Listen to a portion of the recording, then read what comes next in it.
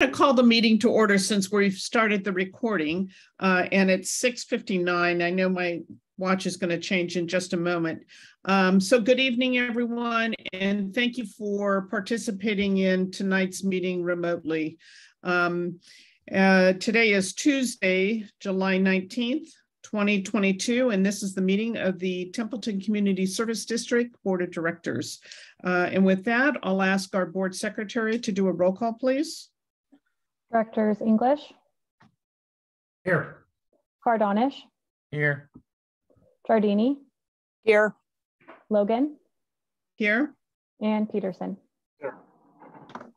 Okay, and if you would, please mute your phone and join me in the Pledge of Allegiance.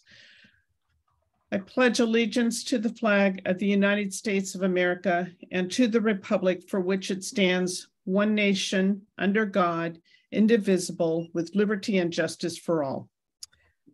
Okay, and before we begin, I think we only have one item of on new business, so I'm assuming that the board is not wanting to make any changes to the order of business this evening. So with that, I'm going to move to special reports and presentations, and I'll ask Commander Manueli from the San Luis Obispo County Sheriff's Department to provide an update to the board. Good evening. How is everybody doing this evening? Good. Good. You can hear me loud and clear then. Yep. Very good. I have your report for June 2022. Starting with our calls for service, the station received 1,745 compared to last year, 1,810. That's a drop of about 4%. Templeton accounted for 354 calls for service compared to last year, 435, a significant drop of 19%. Compare that to San Miguel. They had 195 calls for service, last year 184, a 6% increase. From those calls for service, the station generated 230 reports compared to last year. We had 238. A drop of approximately 3%. Templeton accounted for 55 of those reports compared to last year, 68. Again, another significant drop of 19%, very similar to what we saw in the calls for service. For comparison, San Miguel had 19 reports compared to last year, 26, a drop of about 27%. Breaking those calls for service down into specific areas, assault and battery accounted for 5 calls for service, generating 4 reports. We saw a report for a subject at the hospital reporting he was assaulted. We had a victim reporting being pushed at the concert in the park, and 2 domestic violence battery reports. Disturbance calls for service, we had 24, generating 1 report. It was a disturbance between a mother and the victim over a debit card. Burglary, 2 calls for service, generating 2 reports. We had 2 vehicle windows smashed while they were parked on the street near the high school during the same time frame, so they were related. Thefts, we saw 7 calls for service, generating 3 reports. We had a computer and cash stolen. We had contents stolen from a purse while the victim was shopping at a market.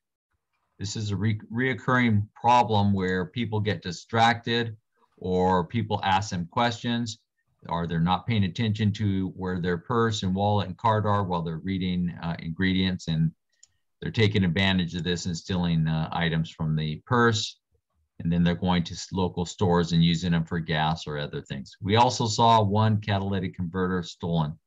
Seems to have tapered off. There have been some progress in locating and catching people associated with catalytic converter thefts. Vandalism, we saw 2 calls for service, generating 1 report. Report of a U.S. Postal Service mailbox pulled from its foundation. No damage was done to the mailbox. Trespassing, 6 calls for service, generating 1 report. Where a squatter was located at a resident. 1 phone scam, no report, and then 11 suspicious circumstances, calls for service, generating 2 reports. Possibly stolen property was located by a citizen in a hidden spot. And then at another location, a victim had the window pushed in but not broken to attempt to gain access to a garage. There was no loss or damage. And that is my report. We have the California Mid-State Fair starting tomorrow. You will see increased traffic along the 101 corridor and into the evening. It looks like they're going to have some good bands and some good attendance at the Mid-State Fair. You will see the Sheriff's Office providing security there at the fair, law enforcement between 7 p.m. and closing time midnight for the entire fair. And that is my report for this July. Thank you for that. And thank you for keeping our community safe. And with that, I'll open it up to board members. If you have questions for Commander Manueli. Yes, Director Fardonish. Thank you for your report. I was wondering, did you see any major problems with the fireworks or 4th of July celebration or anything like that, or how did that go overall? Overall, it was a good 4th of July. No major events. Again, as always, the constant struggle between legal fireworks and illegal fireworks out there and disturbing the peace and creating the significant hazard to home property and wildlands and fires, but no significant problems. Okay, thank you. Yeah, so I have a similar question with respect to the 4th of July fireworks, because I know where I live, I felt like I was surrounded in a war zone with illegal fireworks going off. And my home sits on a hill, and I could literally see the fireworks shooting by down the street instead of up in the air, which was very disturbing. And I know from hearing on KSBY, other cities use drones to try and locate those illegal fireworks. Is that something that your agency uses at all or has considered using? The Sheriff's Office does have drones. We have not considered using it. It creates another hazard in having a flying object in the sky that could get hit by a firework and ultimately come out of the sky. Mm-hmm. Preliminary reports that I've heard from the other agencies that have used the drones were not very successful. Okay. Again, you need to witness people seeing them, and being in the right place at the right time is very difficult. The problem with illegal fireworks seems to be increasing, and almost to the point where there's more illegal fireworks than there are legal fireworks. And it is easy access both on the internet and our bordering states and transporting them in. And there are groups that transport very large amounts. I mean, we're talking trailers full of fireworks, and then they sell them illegally. A growing problem. And those are the people that really need to be targeted for this, is the ones that are transporting them into the state and illegal sales. And they can get prison time for that. It is a felony for those. Okay, good to know. All right, well, thank you for that. Any other questions from board members? None for me. Okay, well, thank you again, Commander Manueli, for attending this evening's meeting and providing your update. Do appreciate it. And again, appreciate you keeping the community safe and serving us all. So thank you. have a good evening. Look forward to see you soon. Okay. And I'll turn it over to Lieutenant Stewart to provide an update from CHP. Good evening. Good to be with everyone. And good to see you, Mike. This is the California Highway Patrol report for this meeting of the Templeton CSD. This will be composed of stats for both the months of May and June. Total crashes investigated in the Templeton area, 37, 17 of those occurred on the freeway, 20 on county roads. That's off 1 from the same period last year. Property damage only collisions were down 2, 27 over 20 29 last year, and injury collisions were up by 10 for the period over 9 last year. 4 of those were on the freeway, 6 of those on county roads in and around the Templeton area. Of those collisions, 8 involved DUI. That's up just 1 from last year, 3 on the highway, and 5 of those on county roads. I would add that where DUI driving is involved, the CHP has encountered a business not far from Templeton, south of you guys, where a lot of these DUI drivers have been originating. We've contacted the Alcoholic Beverage Control, and they're taking action on that business. That's all that I can say on that for the moment, and investigation's ongoing. Fatal collisions, none for the period. That is a tie for last year, none for the period, which is pleasant in comparison to 2020, where we had 3 for the period. So we continue to knock on wood there and hope that everyone will do so with us. We remind you not to drive distracted or impaired, and please drive carefully and be an influence for good with your friends and neighbors. The office is seeing some strain in staffing, and we're having to allocate our officers on differing beats from day to day. They're working really hard to keep the roadways safe. Total enforcement actions for the period, 110.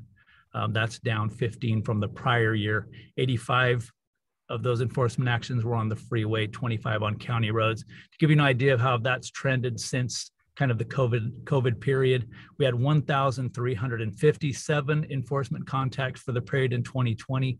That was up to 1,775 last year, and up again this year, 1,833 for the period. So you can see that wherever they're working, they're continuing to work really hard, and on some days with a little less staffing than we've had in those prior years. We were responsible for 68 citations for the period in your area. That's down from 77 the prior year. 53 of those were up on the freeway, 15 on the county roads. Maximum speed violations are down 4 from the prior year. There was one 100-mile-per-hour plus citation issued in your area. That's on par with last year, where there was also 1 issued. Both of those were up on the freeway, as you might expect. Seatbelt violations, there were 2 issued for the period.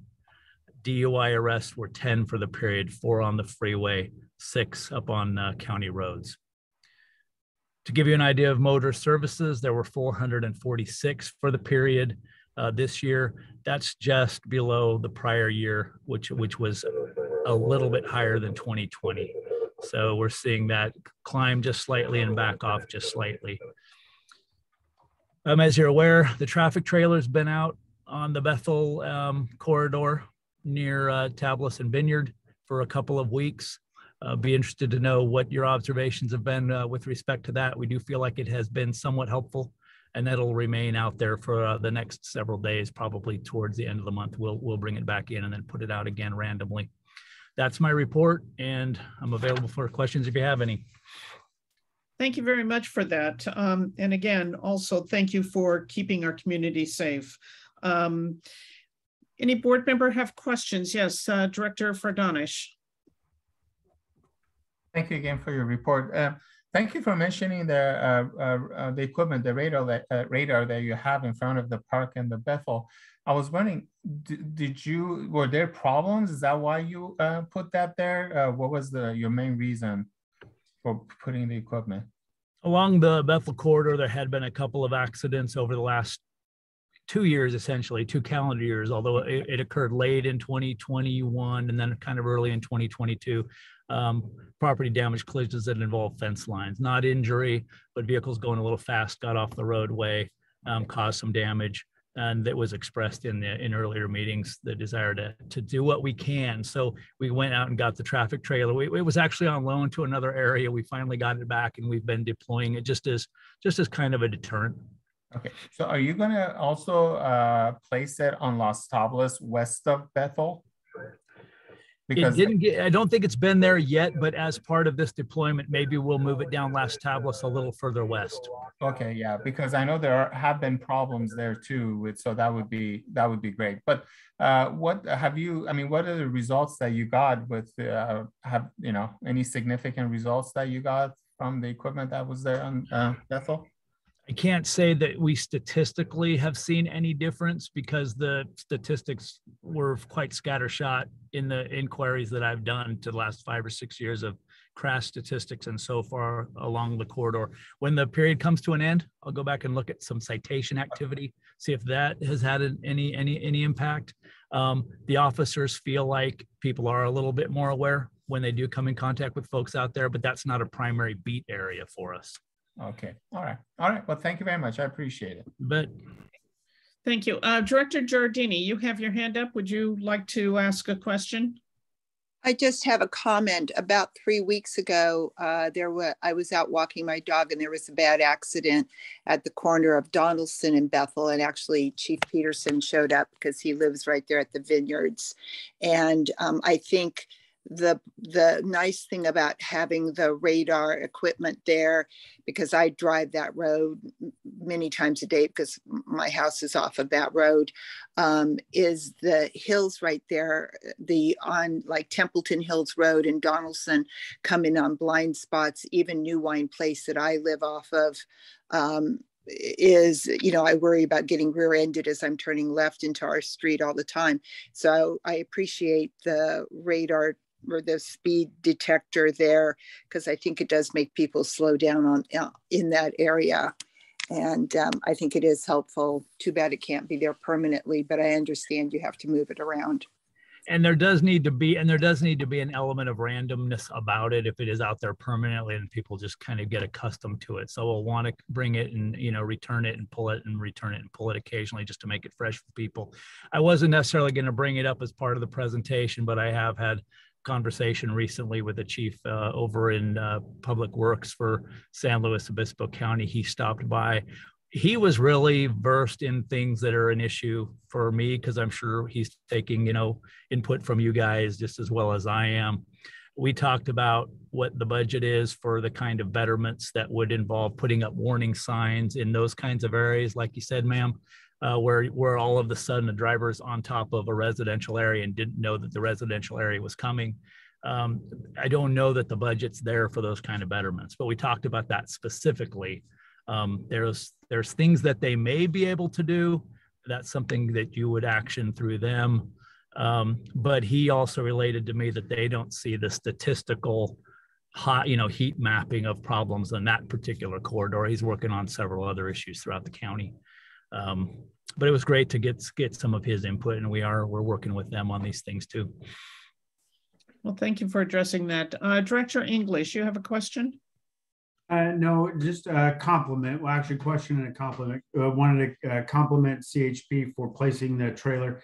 I actually live directly. My property backs up to Bethel, right where the location of the radar trailer is now. So I do kind of anecdotally notice that it has slowed traffic. So thank you. It is. I think that country residential interface is a challenge for folks. They come in from a wide country road to an area where there's residential pretty quickly.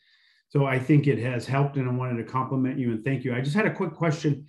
Does that collect data? Does that the radar, the information that's collected on that radar, is it downloadable, and can County Public Works look at that data and provide some information from it? What is the average speed through there? Just curious. Yeah, that one actually is fairly archaic and it's not logging data. We may have access to some that do, and I'll try to step into that if I can. They're elsewhere in the division. We do have some that do record data. We have some that monitor plates, will identify stolen cars and the whole deal. We don't have one of those. The county does actually have better equipment where that's concerned for measuring and maintaining speed info. I'll look into that and see if there's ways we can improve in that regard. We're just not high on the list for some of the supplies that are out there. Yeah, and that wasn't a request. It was just Gotcha. a question about what it does and what it doesn't do. It doesn't do it. And then if I will be talking with Joshua again on other issues, and I might bring up what his logging capability is. I know they have some logging going on at other intersections. But I do appreciate the compliment. I'll feed it back to the patrol And they'll continue to watch that area. They know that the trailer's out there and they're trying to get over there when they can. Again, bearing in mind, it's not a primary beat for us. Yeah, and just quickly, I did have a request from a resident, and I directed them to you, so you may hear from somebody. They live on Old County Road, and they wanted to know if that could be placed on Old County Road at some point. So it actually, yeah, I probably have multiple requests. I took a note of Old County when we placed that. So when it moves from there, that's likely another place we'll put it. I'll take a note of it to remind myself. Well, thank you again, Lieutenant Stewart, Commander Manueli. We certainly appreciate you being here. Okay, thank you. And any other questions? Okay, well, thank you again for participating in this evening's meeting and providing an update and keeping the community safe. So pleasure. We will also be really busy with Mid-State Fair over the next several days. Just bear in mind that the presence we have out there should not deter from regular patrol. But our guys will be paying a lot of attention to Paso Robles for the next few days. Be great to see everyone come out to the fair. Okay, thank you. All right, and with that, we'll move to public comments. I think we've got a couple members of the public, but I believe that they're both here for our other topic. Just in case, the members of the public may address the board on any issue within the subject matter jurisdiction of the district, which is not on tonight's agenda. And in compliance with the Brown Act, the board cannot act or discuss any item that's not on tonight's agenda. However, board members or district staff may ask questions and briefly respond to comments made by the public. Additionally, the board members or staff members may ask questions for clarification, and it may be that the board directs staff to put an item on a future agenda. So with that, I'll move to the public. If any members of the public wish to address the board, you may do so now. Okay, hearing and seeing none, we'll move to the consent agenda. And this evening on tonight's consent agenda, there are 6 items. The first is consider adoption of the regular meeting minutes of July 5th, 2022. There's the treasurer's report. Consider approving the treasurer's report for the period ending May of 2022. Resolution number 16-2022, remote meeting determination. And this is so that the board can continue to have the flexibility of having in-person meetings or remote meetings due to COVID. And this is something that every 30 days has to be renewed in order to allow for this flexibility.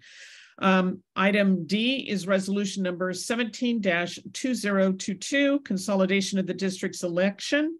The board will consider adopting this resolution requesting consolidation of the district's biennial election with the November 8th, 2022 general election. Item E is notice of completion of the Bennett Way sanitary sewer manhole rehabilitation project, and the board will consider accepting the work on the Bennett Way sewer manhole rehabilitation project as complete and directing staff to file a notice of completion.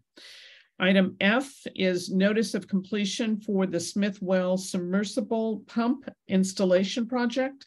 The board will consider accepting the work on the Smithwell submersible pump installation project as complete and directing staff to file a notice of completion. With that, would any board member like to pull any of these items that are on the consent agenda? Okay, hearing and seeing none. Any questions from board members before I open it up to members of the public to comment on the consent agenda items? Okay, hearing and seeing no questions, I'll open it up to members of the public. If any member of the public has questions regarding any of the 6 items that I just summarized on the consent agenda, you may ask your question now.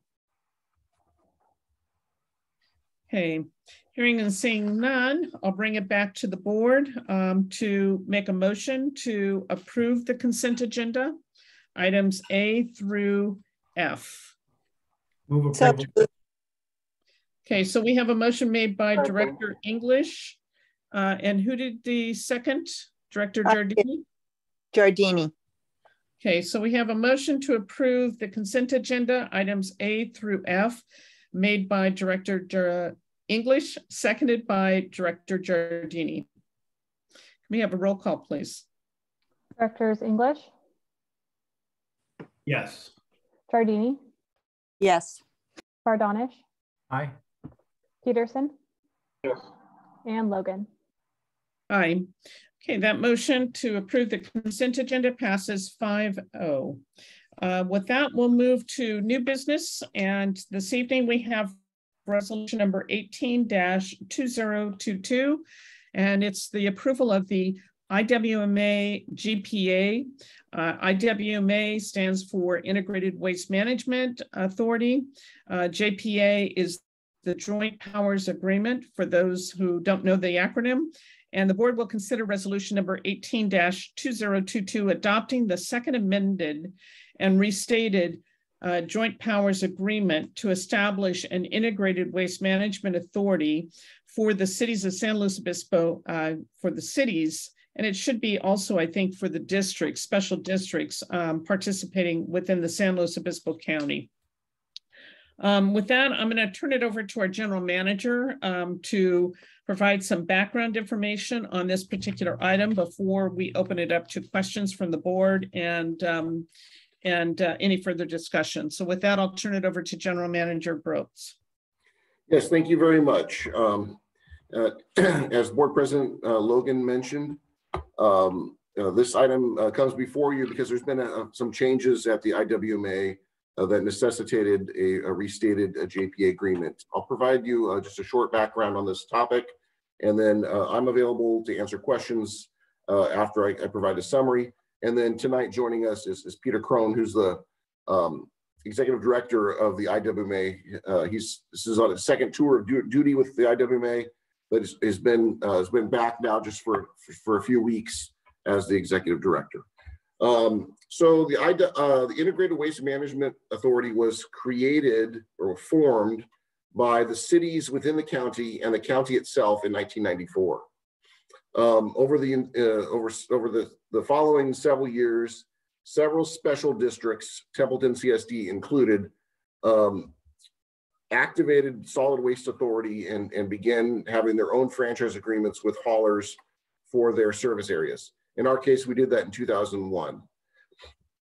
In 2001, then these special districts, those at the time who had Solid Waste Authority, entered into a memorandum of agreement, an MOA, together with the IWMA.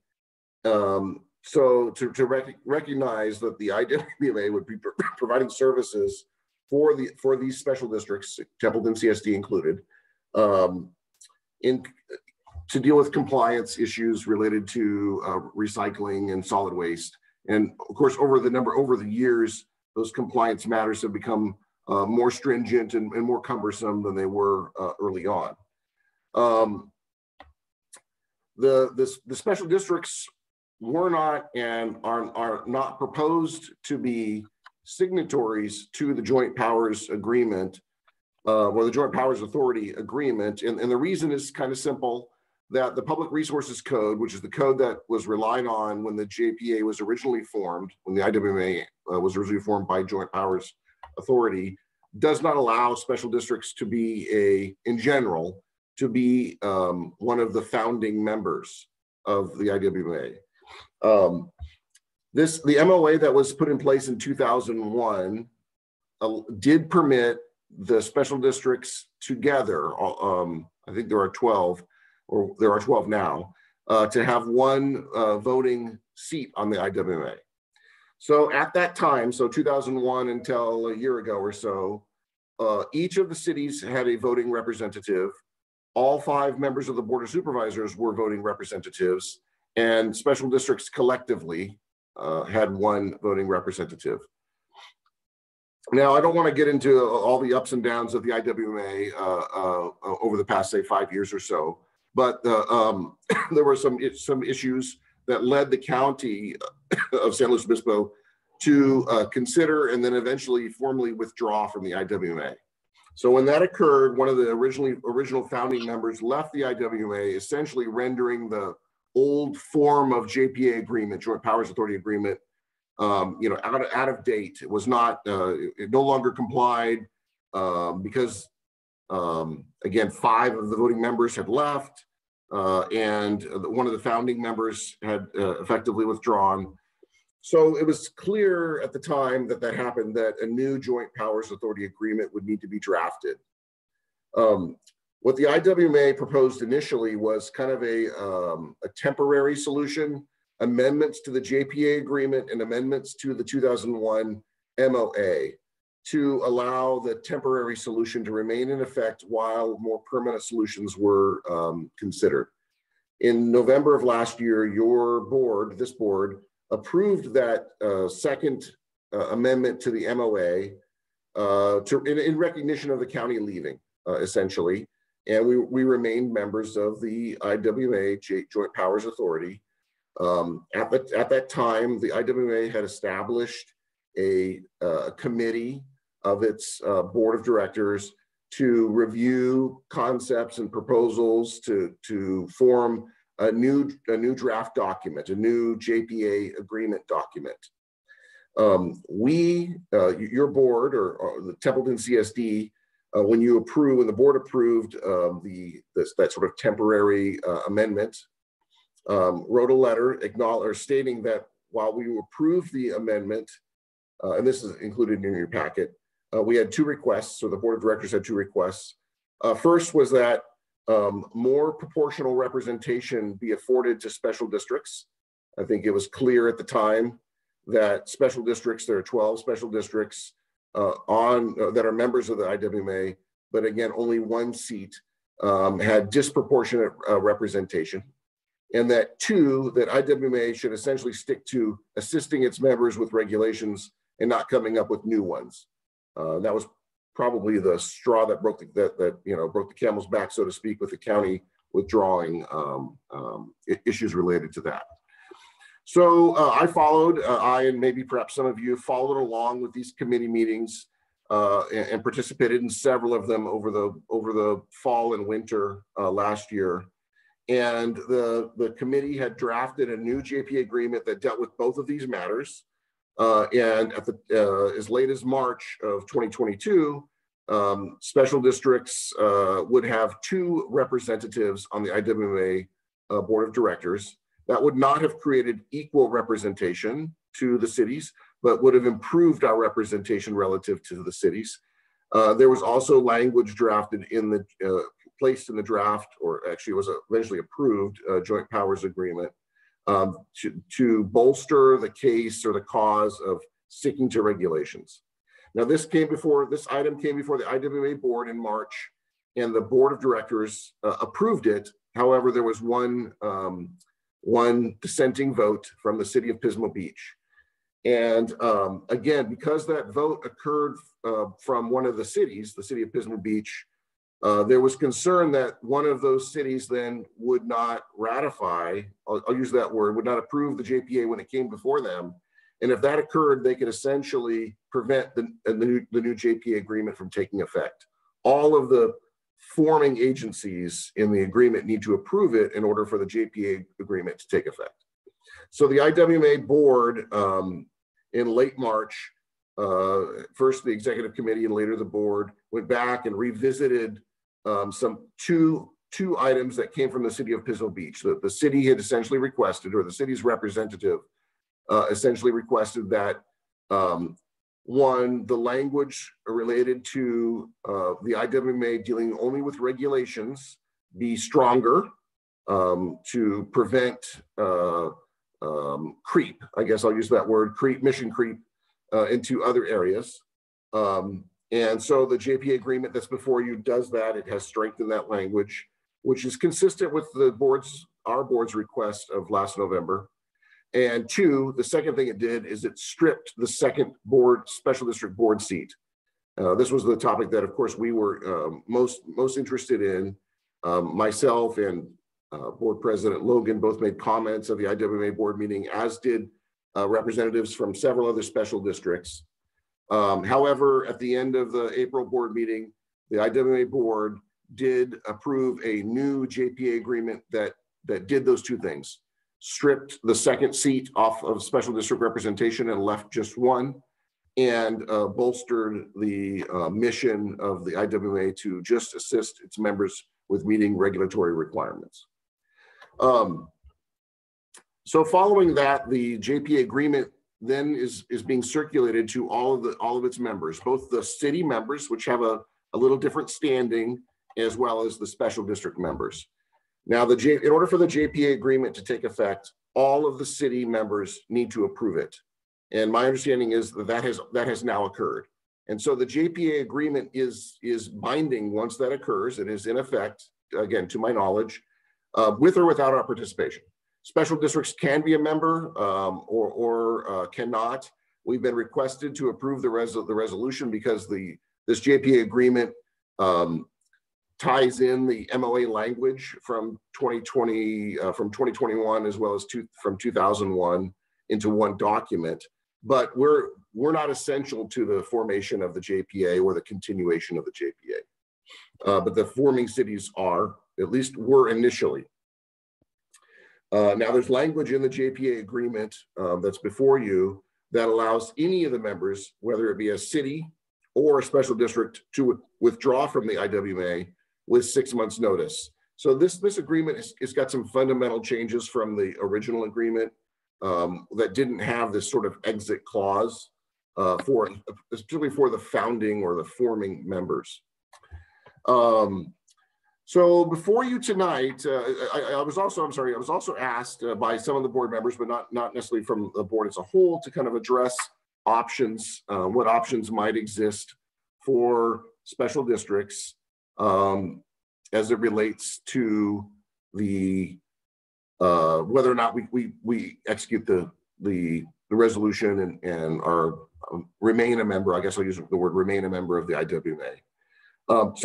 Participation is not mandatory, but if we don't remain a member of the IWMA, we'd have to somehow remain compliant with the various regulations, mostly from the state of California, as it relates to solid waste. So we've been spending quite a bit of time with SB 1383 over the past year or so, but there are other statutes that we're required to comply with. And up until now, since the district became involved with solid waste, we've been compliant with those regulations through the IWMA. We're really through reporting for Mid-State Solid Waste to the IWMA, and the IWMA has consolidated those reports and submitted them on our behalf. There are additional regulations that continue to kind of come down from the state, affecting all local agencies, special districts included. So there is not an obvious alternate organization that we can go to if we don't remain a member of the IWMA. We could go it alone, but that would require some dedicated staff and probably some assistance from consultants and perhaps an arrangement with Mid-State Solid Waste. I haven't done an extensive analysis on that option, but I think it's considerably more expensive than remaining with the IWMA. Our fee structure is such that the IWMA fees are collected by the hauler from ratepayers, all of us, and submitted to IWMA. That effective July 1st is 5.4%. That in Templeton's case probably raises about $100 to $115 or $20,000 a year. There's been some rate adjustments that have just now taken effect. So that's essentially our indirect contribution to the IWMA. That's obviously more money than we had collectively been spending on IWMA services before, but they just revamped their fee structure earlier this year, which took effect July 1st. Those fees to IWMA could come back to the district and pay for our services, but I don't think we can get those services done for that amount of money. I mean, we don't have a dedicated staff to take on these responsibilities presently. So there'd have to be some combination of staff efforts along with others to make that work. And while $110,000 or $120,000 sounds like a significant sum, it doesn't go maybe as far as it would need to if we were to tackle these on our own. But admittedly, I don't have cost proposals that you can really examine. I just know that on our own staff level, that's going to pay for, not even a full-time employee to tackle that when you consider wages and benefits at the district level. We also, and perhaps when the county first pulled out, there was maybe several of us thought that, okay, if the county goes it alone, maybe there'd be an option to look to the county to provide these services for Templeton CSD. And in fact, one of the board of supervisors before the county formally withdrew stated that the county would be there to assist us if we wanted to leave IWMA. And the county did create its own solid waste division inside the Public Works Department, hired on new staff members, and is picking up the pieces to try to assemble their own compliance with these various laws. They're about a year into that effort. However, right now, and I have met with and had shared communication with the division manager there, they're not interested or willing to take on any new jurisdictions, even in a contractual relationship, at least at this time. It's possible that they could do so. I mean, I think there's, it's not an issue of not being able to, it's not being interested in it, at least at the county staff level. As I mentioned before, there were a number of special districts who were disappointed in the direction the JPA agreement took here at kind of the last minute. And there's been some informal discussions about what options we have. Unfortunately, the special districts don't have the same powers that cities and counties have. We couldn't utilize the same code sections to form our own JPA agreement. That's not to say that we could not form some other entity or work together in a collaborative way to accomplish this, but it would take some extensive work to develop, to determine if there's enough interest in doing so to create some economies of scale, and likely it would fall short of a formal JPA for the reasons I outlined. But more legal work would need to be done to really understand that option. Right now, most of the special districts have already approved this revised JPA agreement. And so there's only a handful of us left that have not. So I'm not sure that there's any potential partners out there to even explore the concepts with, again, at this time. I think that's just sort of, a general summary of what I included in the report.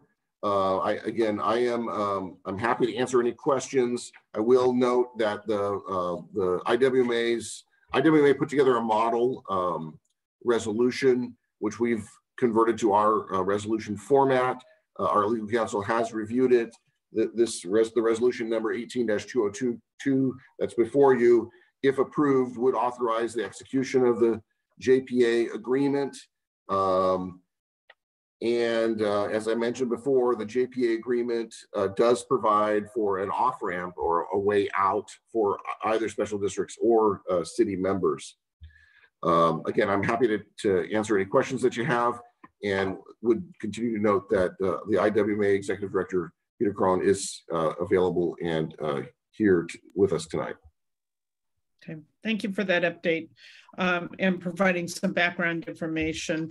And I'd also like to thank Mr. Peter Cron for also attending this evening's meeting. It is and was disappointing that this board's offer or suggestion that there be an additional district representative. It was very disappointing that that was not accepted, given the fact that there are 7 cities that are part of the participating agencies and 12 special districts. And I know when this subject came up and when we attended that particular board meeting of the IWMA, just looking at the population in the cities versus the special district, most of the special districts outnumber the population of the cities, not to mention what could also be the expenses in terms of what's incurred for refuge. And it sounds like there has not yet been any analysis to say, is there some alternative? I think there is some economy of scales by having multiple players participate.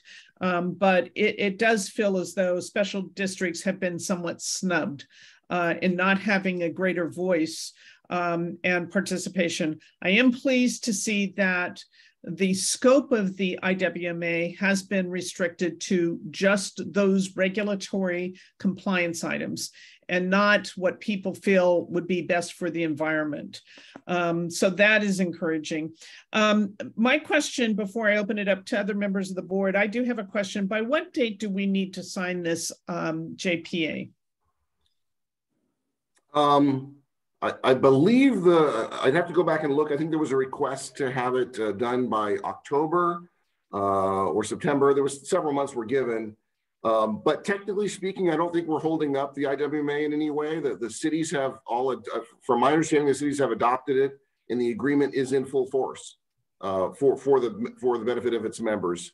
So we're not preventing the idea, whether we approve it or not, or withhold approval. It's not preventing the rest of the participants from moving on or moving forward. Okay, but again, perhaps Peter Cron could address that further if I've got that wrong in some way.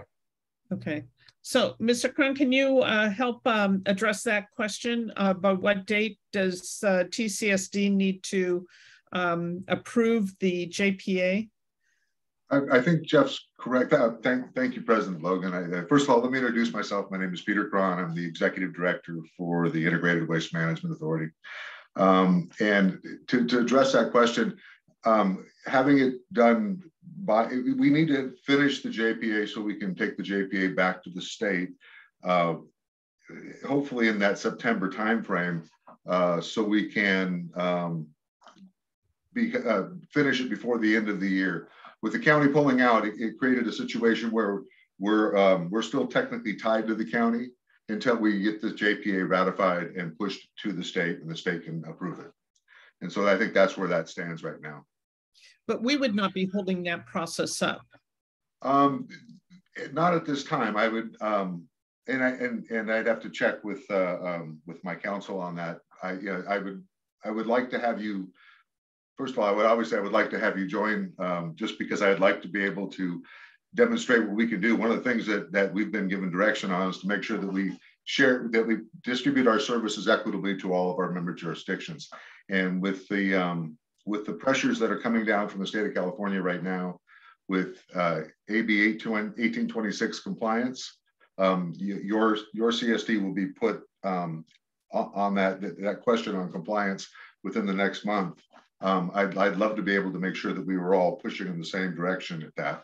I mean, you've got an incredibly capable solid waste hauler in Mid-State, and I totally believe that we can make these things happen. And I want to make sure that we're all, pushing in the same direction. But if you needed more time, I'm certain we could give you more time, because there are two other CSDs that are into August at this point in time. Okay, thank you. Director Giardini, you have your hand up. Do you have a question? I do. Well, first I want to say I feel like we're being strong-armed into signing this since we outnumber the cities and then we were snubbed, as you so put it, Director Logan. I'm a little confused, and perhaps General Manager Briltz, can we not agree with this agreement? Can we vote it down but still remain a member, just to show them our displeasure for being overlooked as representative as a CSD, or is that not a possibility? Yeah, I don't think so. If we don't, this document replaced the amendments that our board approved in November, and so we would be. It might require a little legal analysis, but I believe we would be. We might, if we don't formally withdraw, but we don't approve the JPA, we'll kind of be in a limbo until that's resolved, because we did approve the amendment to the MOA last November. And again, without really examining that more closely, that was all intended to be a temporary solution only until a new JPA agreement was prepared and before you. So I don't know how that amendment expires, but it probably is built in the language here so that this JPA agreement essentially replaces those former amendments from late 2021. Again, I'd have to really examine that more closely, and we'd have to probably do some legal research, but I don't think we would, if we don't approve this, I don't think we'll be a member. And again, I don't think the approval has to occur tonight, but I don't know of another avenue to retain membership. Okay. And then can we, if we approve it, can we still send a letter expressing our disappointment again, or has that been expressed severely already and it would be just redundant? Yeah, I mean, I don't think there was the topic of representation was a significant topic by the committee last fall and winter, which drafted the JPA agreement. And then it was a significant topic at both the March and April IWMA board meetings. At the April meeting, that's the meeting that both Board President Deborah Logan and I attended and commented at. And I think it was clear, all of the members spoke about this specific matter. And, you know, I certainly cannot speak for them. I believe 2 members voted no on the revised JPA agreement in support of special districts or because of the special district comments. Now, again, those members' agencies have come back and approved the JPA agreement, so that no vote really doesn't mean much at the IWMA board meeting level. However, several other board members, obviously there was at least one and then maybe several that were really in support of not having any additional special district votes. They were concerned about any, you know, dilution of city votes, and there's probably lots of reasons why. Other board members from IWMA, and I'm speaking of the city board members from IWMA, several of them commented that they didn't disagree with our request and understood why we made it, but it wasn't sort of the hill to die on from their point of view. And of course, it didn't harm them that we don't have 2 votes. So they didn't see it as a reason to prevent the group from staying together. And keep in mind that I want to go back to why this was revisited.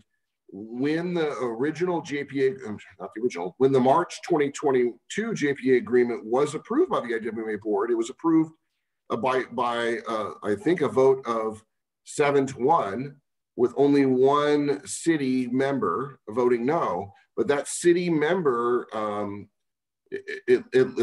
there was enough concern about that no vote that city might not vote to ratify the JPA, that the whole thing might blow up and go away. Again, remember, all of the forming members, the cities in this case, had to approve, I'll use the term ratify, but had to approve the JPA agreement for it to take effect. And so therefore, 1 forming member, unlike us as a special district, if we were a city, we could hold this whole process hostage, say we're not signing it. Let's make this right and exercise some power. That was the concern back in March and April, the city of Pismo Beach would not approve it, and therefore this whole thing could be just blown up. And of course, so for that reason, other IWMA board member representatives from cities expressed support for special districts having improved representation, and still voted to approve the revised JPA agreement with just retaining the 1 vote. Again, because I think there was some concern that it wasn't their, I think the term was kind of hill to die on. It wasn't really their, they didn't have a dog in the fight. So while they acknowledged our concerns and were supportive of our concerns, not enough so to withhold their support for the JPA agreement in general. And there were other special districts that had commented, but at least a couple of those have already approved this revised JPA agreement at this point. No, I get all that. I mean, again, I just feel like we're being strong-armed into signing this when, you know, one Pismo Beach could take us off of having an additional representative, but 12 CSDs couldn't manage to get an extra seat for us. So disappointment, but again, I feel like we're being strong-armed into having to vote for this, and such is politics. So, okay, that you've explained it well. I don't have any further questions. Thank you. Okay, thank you.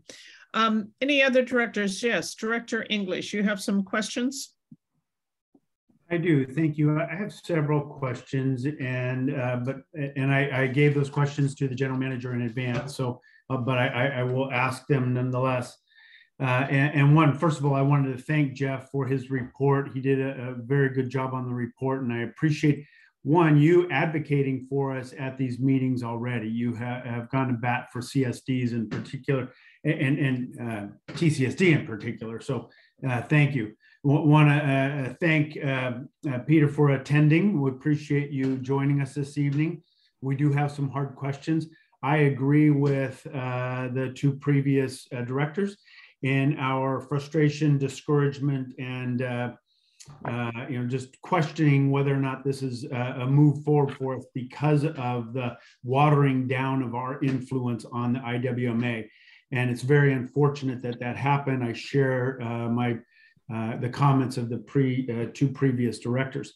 So I want to just ask a couple of questions. One was, Jeff, I got some information from you in advance about revenue. Based on the HFMH report, special districts represent about 22% of the revenue that will go into IWMA. If Los Osos joins, that actually increases to 27%. And that, however, we only get 1/12 of, or 12% of the vote, 1 of 8.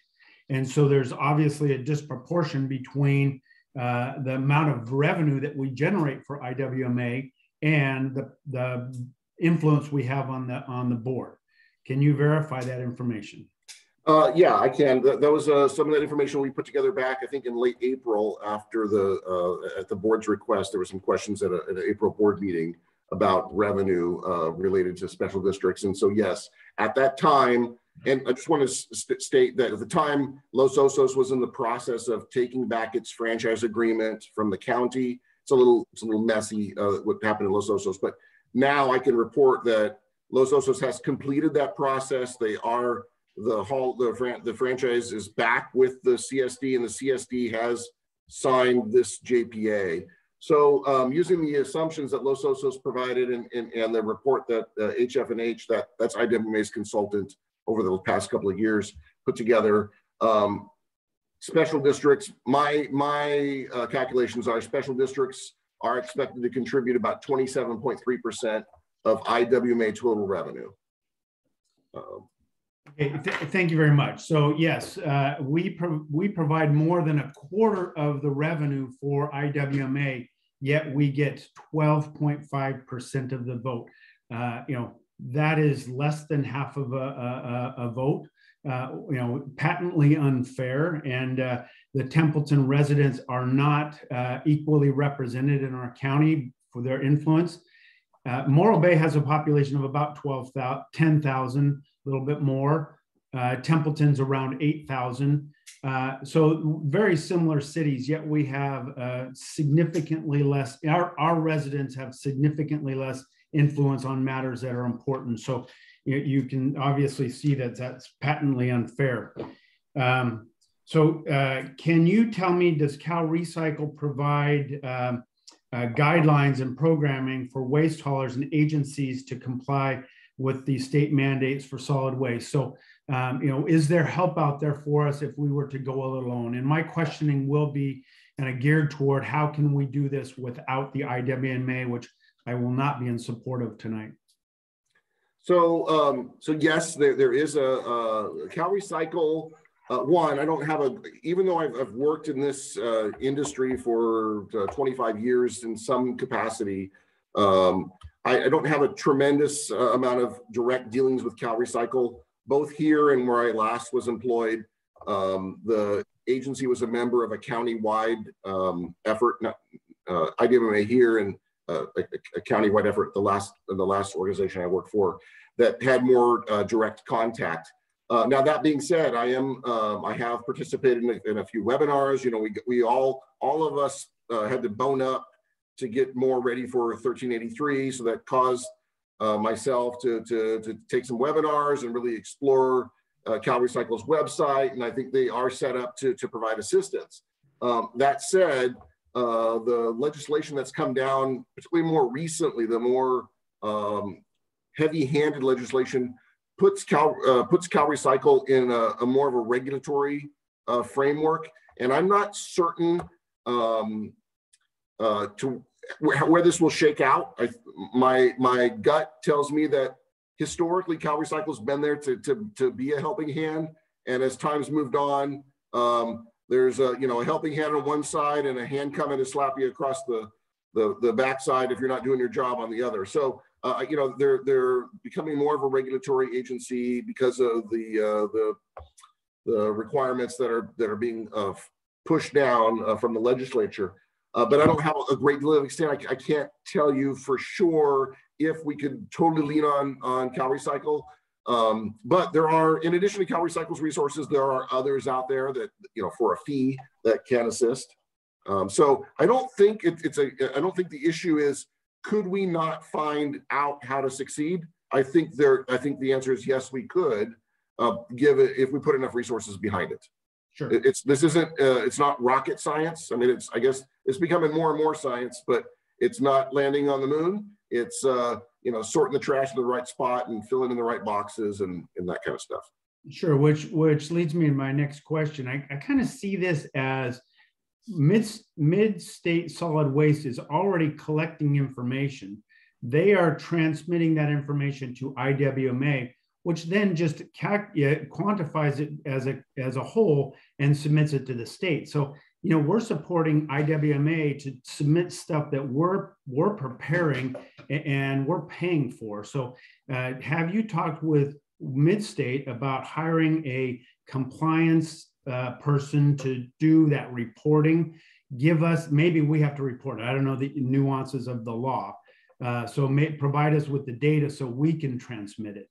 So I think that $100,000 that you estimated could certainly pay for a full-time person for solid waste. And Ron, I appreciate you being on the call, and I certainly would appreciate your comment on that.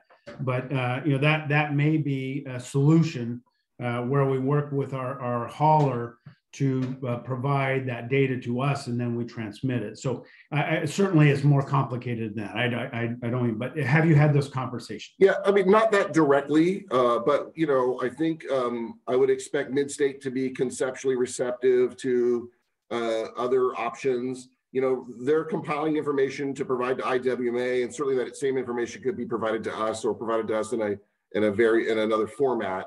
I think the issue would be, how do we do the things how do we do the things to comply with the requirements that we don't have Mid-State do on our behalf? And that's not really a reporting issue. It's more of the other services. Where do you take back, light bulb fluorescent tubes and batteries and, motor oil and, all paint and all those kind of things. Those are programs that IWMA that are not ran by the local franchise. Although in Mid-State's case, I'll admit that I think we have a possibility of doing some of these things more directly because they have a physical location within the district. But right now, all of those programs are administered not through Mid-State, but through IWMA on a regional level, sort of county-wide. And we would have to solve those. Now, could Mid-State be part of that solution? I think so. Anyways, I haven't had that real direct conversation with Mid-State, but we have got a great working relationship with Mid-State, and I think they would do everything they could to help us succeed in whichever path we chose. Certainly, thank you. And does the state law allow an individual agency to report to the state, or do we have to be part of some kind of a collaborative or collective? No, we do not have to be part of a greater group. Okay. To my knowledge, I think we could do just what the county did and pull out and go it alone. Yeah, I'm assuming that there are many agencies that do, rural isolated communities that aren't, surrounded by others who do similar. Do you know if there's a legislative fix in the works at all for this issue about cities to be only the ones who could do the JPA? No, but I have talked to Senator Laird's office about this matter because it's a point of frustration. But this is not unique. This is not unique to this solid waste issue or the Public Resource Code. Special districts, just are missing a lot of powers that cities and counties have, and so this little hiccup we've ran into here isn't isolated to this one particular matter. So I think there could be a fix to it. That being said, you'd still have to find other partners who are willing to do this, and I think the issue is, while some other special districts have expressed frustration with IWMA, and particularly this decision, this more recent direction, I don't know that any of them are frustrated enough to actually put the time, effort, money, and resources to developing something new. It's kind of for most of us, the solid waste thing has been kind of just a little side gig, right? It hasn't been, until recently, we haven't spent a lot of time with it. I mean, really, we deal with our rates and we deal with our hauler, and I handle a few matters here and there, but it's very small until the IWMA issues surfaced, and then of course 1383, which imposed a number of requirements on the jurisdictions themselves that IWMA could not do on our behalf. That's why we had to develop the new ordinance and modify the franchise agreement, et cetera. So prior to a couple of years ago, solid waste services for special district, and I'm speaking for Templeton, but I think more broadly for other special districts, were really a small concern.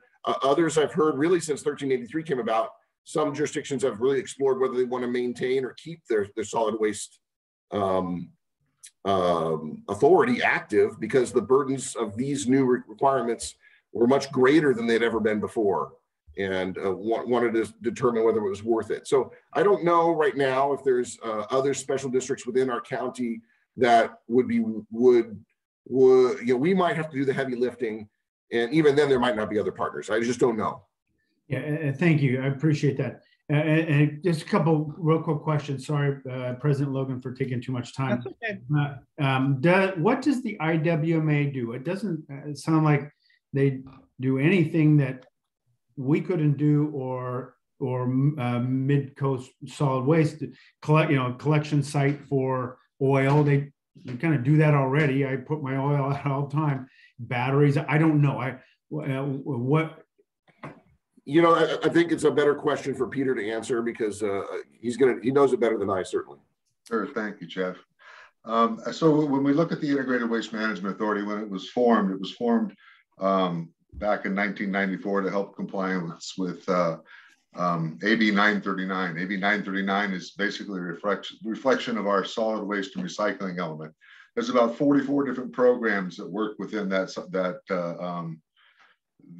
document, and it includes household hazardous waste, it includes electronic waste, it includes construction, demolition, recycling and ordinances, it includes landfill siting. There's a number of different tasks that the Integrated Waste Management Authority is supposed to be taking care of and supposed to be doing on your behalf. One of the things that's come up in recent time is that with AB 341, which is the mandatory recycling ordinance, and AB 1826, the mandatory organics recycling components, those two components are relatively new in the scheme of things. And so those have been rollout programs as they've been going forward. SB 1383 has changed the dynamic quite a bit, because that took CalRecycle from being a support organization, like Jeff was saying, to more of they've split half of their local assistance group out and made them enforcement. And so now they're going out requesting information as specified in the ordinances, and then coming back in and giving you a compliance order if you haven't done that.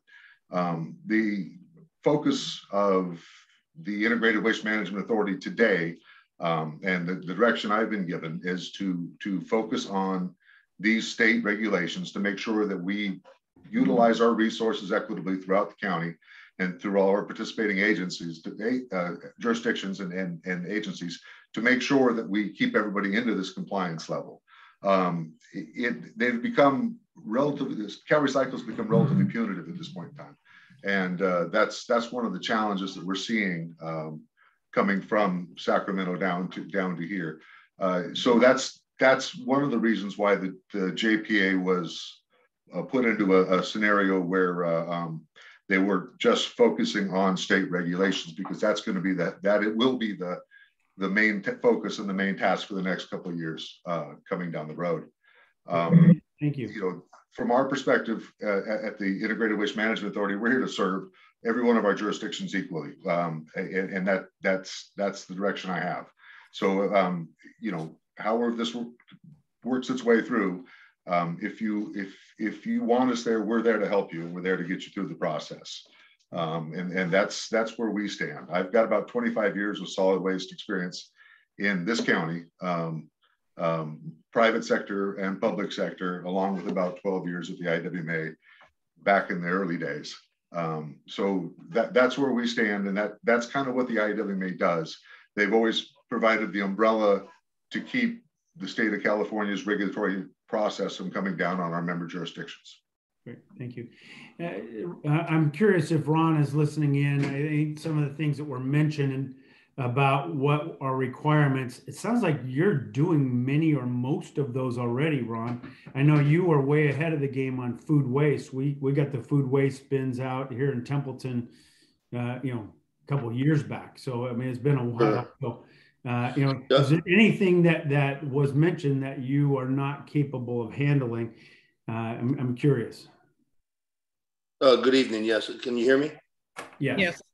Okay, great. Thank you for your time, board members. And of course, I think, you know, the majority of the components that we're discussing come, you know, impacted by both President Logan's comment about the economy of scales and certainly some of the benefits of that. And as Jeff mentioned, also probably not anything that would be overwhelming for us to do in partnership with Templeton. You know, reporting is one facet, which I think is easier rolled up. Data supplied by all the haulers to the IWMA and then rolled up to CalRecycle. Again, that economy of scale comes into play, you know, in order to comply with a larger number, you know, you get kind of lumped in together with the entire county and the IWMA numbers. So it gives you a little bit of protection in that economy of scales. Our facility, as Jeff mentioned, is you know, very good proximity to the service district. There's nothing that is in the menu of services that we can provide. Household hazardous waste, we're not an approved drop-off center, but that's the third-party outsource that you could do certainly through Safety Clean or some other component that would allow us to be able to collect it and or identify a way to get it collected within the service district. Most of the other organics, and then you say as far as reporting with our C&D recycling and organics recycling, our MRF and our capabilities of having the facility for recycling Blue Barrel.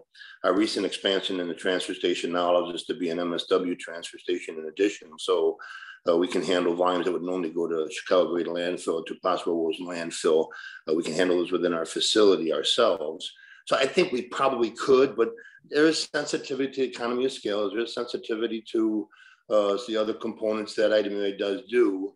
I'm certainly, a lot of districts were disappointed in the vote where they weren't going to allow for the second representation. I don't believe, although I think the world of bill ends, I just don't think one person's enough to do what's necessary for the districts, the population, and I think the fee component of the relationship, as you described, as being 27% in the population, President Logan just described, I think are concerning. So I don't doubt that there's not a work through or a way for us to work it out, but you know, it's certainly something I think comes a little bit easier with being a participant. I would say the majority of the state, probably the larger cities and municipalities, do it directly, but they deal with different budgets and what have you. So, but certainly something we could entertain if it was necessary, Director English. Thank you. Those are all my questions. I appreciate your time, General Manager Briltz, Peter and Ron. Thank you. Okay, thank you for that. Director Peterson, you had your hand up earlier. Do you have any questions?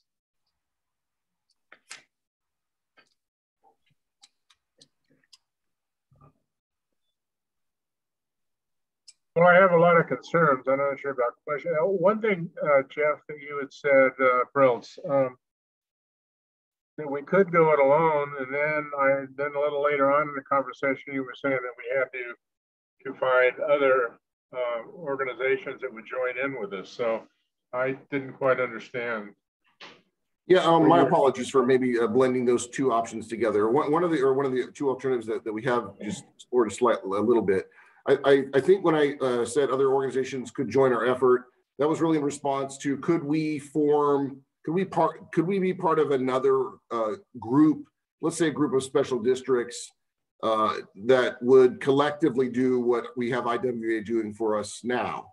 And that's when I said I think we would have to find out if other organizations were willing to join and whatnot. So that I don't know how likely that would be. I think we'd have to do some of the heavy lifting at the beginning to even see if there were others that were interested. Could we go it alone? Yes. I just think it would require some additional costs to kind of get us up and running.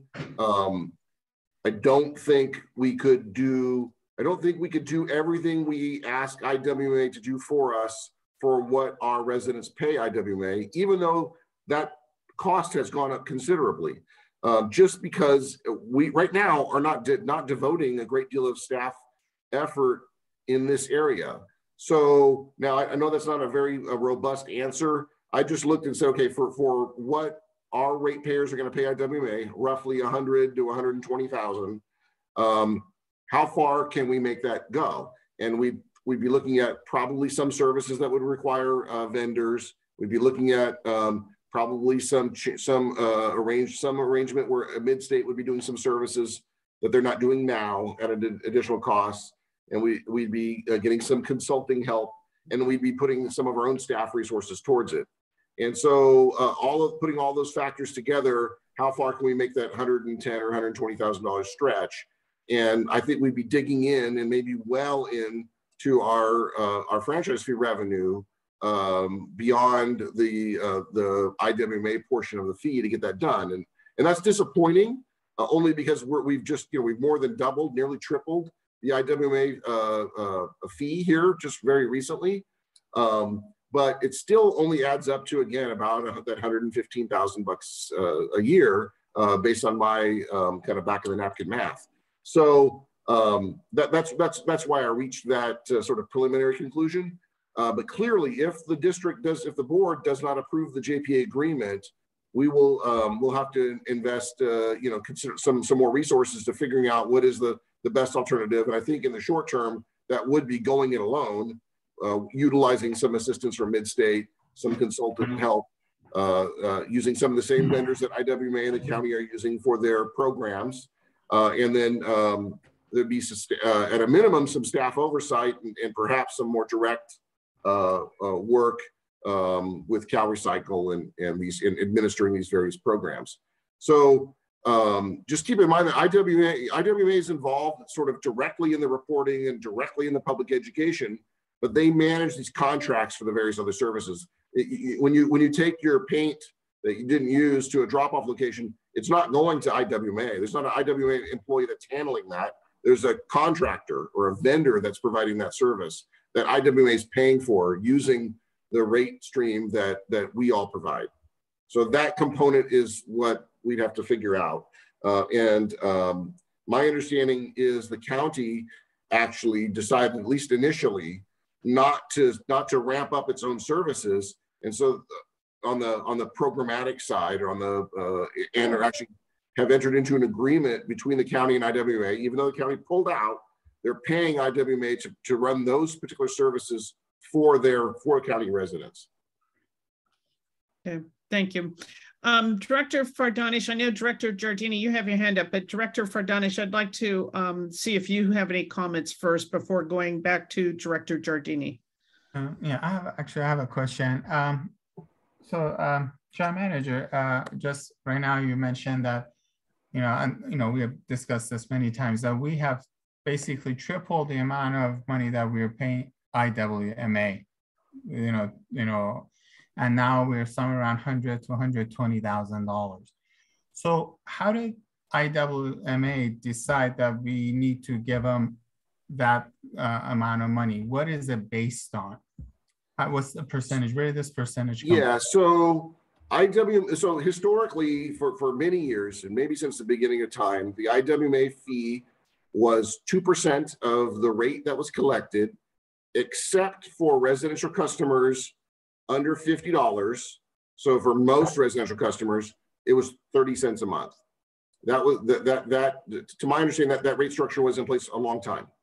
Then new laws came about, particularly 1383, and IWMA began investing considerable resources. And again, this is maybe over the past 3 years, considerable resources with consultants. And of course, they had a lot of turnover and some other issues there. So HF&H was a consulting firm that they've used heavily over the past couple of years to redesign their own programs to comply with 1383. And during that time, it became clear that the 2% wasn't going to be enough. So actually last year in early 2021, IWMA increased that fee. I thought it was 3.8%, but now I'm kind of drawing a blank on what it was. I can go back and find it, but they increased that fee kind of on a sort of quickly. And but they were still dealing with a ton of turnover. And so during the latter part of last year, the IWMA decided to revisit that fee. They hadn't yet been imposed. They had been approved, but not imposed on the haulers, which would have resulted in a rate adjustment. They decided to go back and revisit that. And they had the consulting firm, HF&H, who again did all the 1383 implementation consulting for IWMA and on behalf of its members and for members on its behalf. So, we've used a lot of their work over the past year. Analyze what all the costs to IWMA were going to be, not only for 1383, but for just sort of general IWMA expenses. And they projected then what the eventual rates would be after 1383 sort of settled out. We had some modest rate increases. Other agencies had some pretty significant rate increases. So those were projected. And then HF&H modeled what the costs would be for IWMA and recommended that the rate be set at 5.4% instead of the 2% with those other exceptions that I described. So that was done, I believe that report was done in last November and December. There were a couple of drafts of it that were circulating that we received. And then it was, I believe, went to the IWMA board in January, and they actually adopted that rate or preliminarily adopted that rate in February, and it took effect in July. So there is a report that backs that figure. Okay. So everyone is paying 5.4%. So we're paying 5.4%, and Morro Bay is paying 5.4%. Yes, it's county-wide for all IWMA members. And it's actually more than just we. It's like every customer of any solid waste hauler within the county, except for those that are in the county itself and not in another agency, pays like a fee on top of their other charges of 5.4%, and that is then passed along to IWMA. The haulers pay that directly. So if we're paying $100,000 to $120,000, what is Morro Bay estimated to be paying?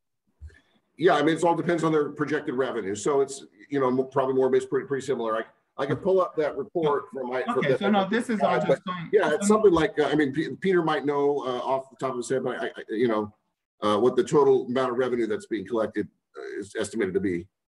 Yeah, I don't have the total revenue that's going to be collected right off the top of my head. I've been there a whopping 4 weeks, unfortunately. But I think the intent is to create, when they impose that fee, was to take that fee forward and analyze that fee as we go forward go back against what our costs are and make any adjustments on that fee as we move forward. The 5.4% was directed across the board to all residential and commercial customers. So if the residential, if like borrower-based contract value, it would be 5.4% of that value. So basically, we are responsible to be paying our portion for services as if, you know, everyone is equal type of thing. But when it comes to voting, we are one of the 12, you know, I mean, we get one vote of the, you know, well, you combine the special district, you know, I mean, it's just, to me, it doesn't add up. And I really think Templeton residents are not being treated fairly. And this whole IWMA, I mean, I thought they were everyone's gonna get together and start fresh and really generate a positive attitude, because, you know, there have been some problems with the IWMA, but just, you know, when one city could go ahead and push so much power through that is totally, you know, causing this kind of problem. I mean, it's just not fair to our ratepayers that, it just, very disappointing. And I just don't, and I know you mentioned that you are there and you're going to treat everyone equally, but I don't see how when there are cities that have, such power. And I appreciate you being here today and explaining this to us, but it just doesn't add up. I can certainly understand your disappointment, Director. I have a hard time addressing it because I wasn't there when this took place. So I can only tell you what I'm going to try and do going forward, and that's to try to bring equity in how we treat everybody. With the joint powers of authority. If anybody does not succeed, everybody fails. And so that's why it's important that we all work together. But once again, I understand that you're concerned and I understand your disappointment. And I'm just here if you guys, happy to be here. I used to work at Templeton Feed and Grain, so. No, I appreciate that. And again, thank you for being here. But just going back to some of the comments that Director English has made. I mean, I feel like we have no choice. We kind of have to do this, but I certainly would like to take a look at other options, and over the next 6 months, because I guess we need to, we have to give a 6-month notice, but this is not I think equitable, especially for ratepayers. So we have to make sure that we treat everyone equally. And I just don't feel like this is being done right now with IWMA, which is disappointing because I was hoping IWMA will start fresh and, be a, better organization. So very disappointing. Okay, thank you for that. I'm going to go to Director Giardini, and I see Director Peterson wants to make some comments, but I'll first go to Director Giardini. You have some additional questions? Director Giardini, you're on mute if you're there. Okay, I'll go to Director Peterson. Sorry, I'm here now. Okay, go ahead. Sorry, I couldn't unmute me. So it's been ratified by the cities. And so we're kind of, been bulldozed over. And so we either have to agree to this agreement or not agree. If we don't agree, then we withdraw from the IWMA, and we don't really have the research done and people in position to take over. So my question to General Manager Briltz is, I'm not really in favor of voting for this, but I feel like I'm being strong-armed into having to do it. But can we then afterwards withdraw from it if we can go to other CSDs who might want to join with us to withdraw from it at some point? Is that an option? Or, I mean, all contracts are breakable, but I'm wondering if we're penalized for doing that. Yeah, no, this agreement was drafted with that sort of built in as that one of the agencies might leave in the future. And so section 15.2 has a provision for exiting. And so there's a way for a member agency to exit with 6 months notice to the authority. So you could at any time exercise that option, and then 6 months later you'd be out. I think the issue really is, before you exercise that option, you want to make sure that we have a viable alternative vetted, and the board's decided that pursuing that alternative is in its best interest, and then best, I'd say, long-term interest. While there's a mechanism to get out, there isn't necessarily a mechanism to rejoin. And so I don't know how, if we got out and some time goes by, we'd have to petition to rejoin, and at that point it would be there'd have to be a decision made by those same members that we left to allow us back in. And I think that would be something to carefully consider at that time. What are the impacts if you to leave? So yeah, there's clearly a way out. Okay, thank you. That answers my question, because if we, if we did research that and it became obvious that either us alone, TCSD alone, or TCSD in conjunction with other CSDs could facilitate being on our own, then we could withdraw, and at that time always negotiate a way back in should that be the case. That answers my question. Thank you. You can go to Director Peterson now. Okay, thank you. Yeah, it's obvious that we don't have a solution, an alternative, because we keep talking about what are our alternatives. We don't have an alternative.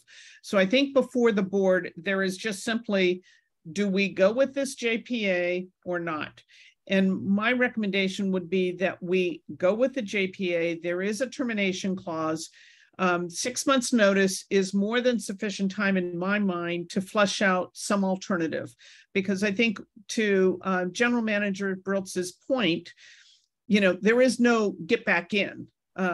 So we need to make sure that we do the due diligence to say that economically it's more feasible for us to do this alone versus doing it through the IWMA. And, despite the fact that we didn't earn or didn't receive equal voting rights, if the IWMA stays to its parameters of only implementing in the most cost-efficient way those requirements imposed by the agencies through the state of California, there really shouldn't be a whole lot to vote on where we would be and the residents would be in any way adversely impacted. So I think that it goes back to my recommendation would be that we move forward with this JPA, because we've already had it. We already have it, and we've had it for several years. I think we've got to now spend the time determining whether or not we want to continue and do that analysis offline. So I think there's been a lot of good discussion, a lot of good questions asked, but I don't think we have done sufficient due diligence and won't be able to do it in this meeting. Director Peterson, did you have another question? I'll defer to Director English at this point. Okay, thank you. Director English. And thank you. I think we're all kind of at the same place on this. And I can only support moving forward on this if we provided some direction to the general manager. First of all, I'm just kind of astounded. The information I have in front of me, you asked earlier, Director Fardanash, 48, what I have in front of me is that HF and H in their report said that $48 million would be generated for IWMA, and 10 million of that would come from CSDs. I feel like IWMA is bloated. I think we can do this cheaper. I do not believe that this is necessarily a good financial decision for our residents, and we don't even have a vote on it. So, but anyway, that being said, I agree with Director Logan and Director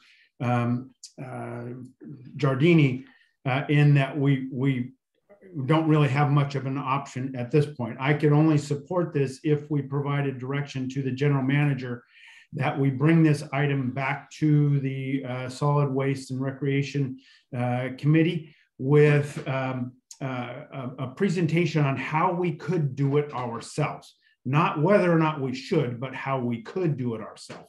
And so I think there are options where we can do it cheaper. Sounds like Ron has some good ideas.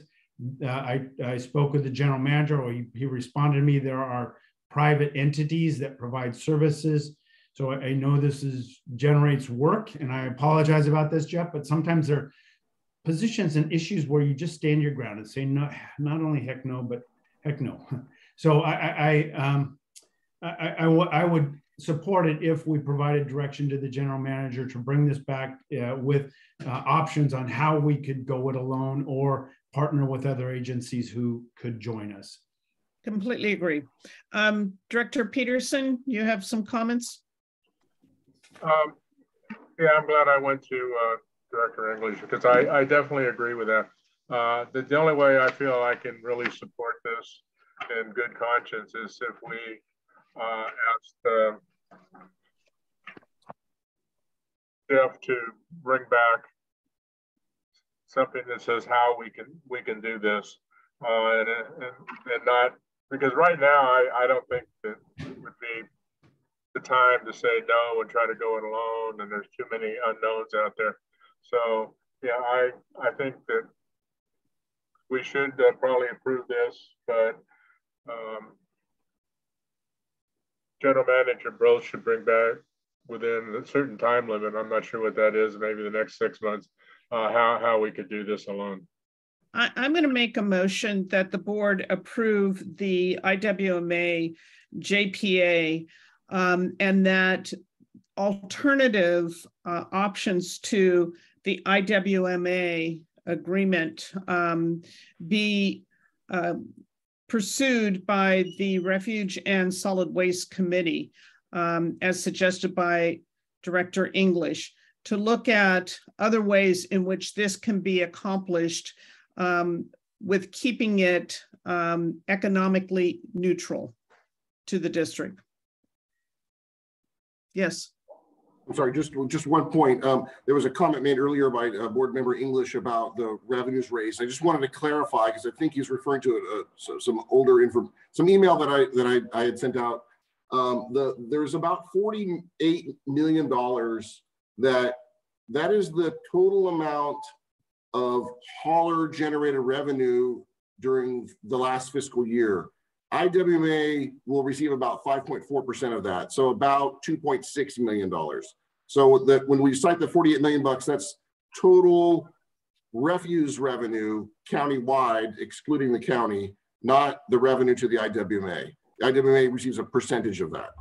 I appreciate that clarification because that kind of was startling to me, and I appreciate that clarification. Thank you. And then I'm sorry, one more point, just not related, but you know, so a little over a year ago, about 15 months ago or something, the county was at the same position you're in, although maybe a little different method. And when the county board wanted to explore leaving the IWMA, they actually had a consulting firm provide a study that determined what the likely costs would be to have the county do it themselves. And we could explore that, you know, using a firm like that to help us flesh out some options and give us some cost estimates if that is something that the board is interested in.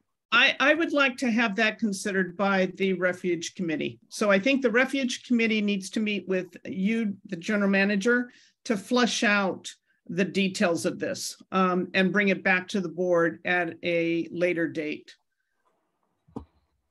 Yes, Director Peterson. Yeah, would you repeat your motion again? I'm not sure I really understand. I am going to repeat it since we've had several discussions since then. I think you said at the end of that economically feasible, and I'm not sure what that means. And budget neutral, it's neutral. In other words, it's not going to cost okay, any more. I don't think I can support that, in that I would think that it's probably going to cost us a little more money, but I think in this instance it would probably be worth it. But I'm not sure that for the feasibility study we need to put that in there.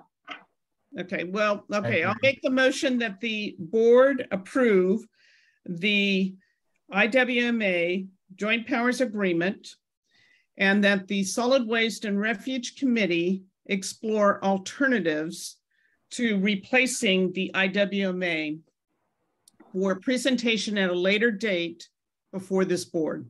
I'll second that. I'll second, okay. Okay, so motion made by Director Logan and seconded by Director Fardanish. Can we have a roll call, please? Directors Logan, Aye. Fardanish, Aye. English, Under protest, yes. Giardini, Yes. and Peterson. I'm not sure what under protest means, but I kind of like it. So I'll say yes to under protest. Okay, that motion passes 5-0. I would again like to thank Peter Crone for, welcome to the IWMA. And I'm sure that your background, you knew what you were signing up for, but appreciate your attendance this evening and listening to the discussion. Obviously, I think you will walk away knowing our displeasure in how the IWMA voted back in, I believe, March or April to really disenfranchise these special districts. And Ron, I also want to thank you for your attendance at the meeting as well to represent Mid-State. And I'm sure that the Refuge Committee will be in touch with you as well. So thank you very much. Thank you. I appreciate your time. All right, and I don't think we have any further discussion on that topic. So let's move to our general manager's report. Yes, thank you very much. I only have one item to report on, and that is just wanted to remind you that, and I sent this by email last week, but we recently received word that our District of Distinction accreditation was renewed by the Special District Leadership Foundation. So that's exciting, and we're happy to have that that accreditation renewed. A press release was sent out with that information, and I believe all of you got that last week as well. I just also wanted to note that you are a big reason why, you, the board members, why we were able to get that renewed. Each and every one of our board members has completed the Special District Leadership Foundation, Foundations of Governance training. I think 4 of you attended a workshop in San Luis Obispo about 3 years ago, pre-COVID, on that topic, and that's one of the reasons the training level of our board members was one of the key reasons why we were able to receive the accreditation. So thank you. And where will that award be given? Well, I mean, it's been given, I guess. If we had somebody attending the CSDA annual conference, it would be presented then. But we don't have, right now, we don't have anybody, none of you have signed up to attend, and we don't have anybody planning on attending. It's in late August in Palm Desert. Nobody wants to go to go. Late August. Director Peterson, you had a comment?